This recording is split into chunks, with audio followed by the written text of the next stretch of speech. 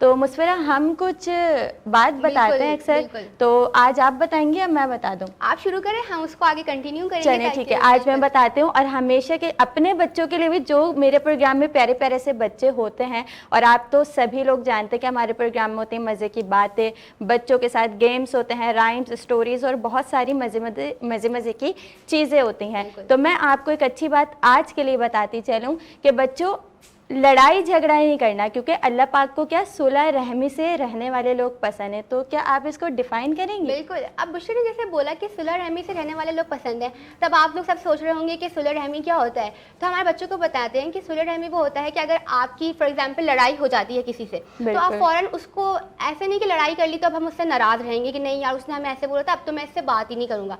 ऐसे नहीं करना चाहिए। अगर आपकी लड़ाई हुई है, अगर आपको लगता है कि आपकी गलती है तो आप सॉरी बोल दें, और अगर आपको लगता है कि सामने वाले की भी गलती है तब भी आप सॉरी बोल दें, क्योंकि सॉरी बोलने वाला बड़ा बन जाता है।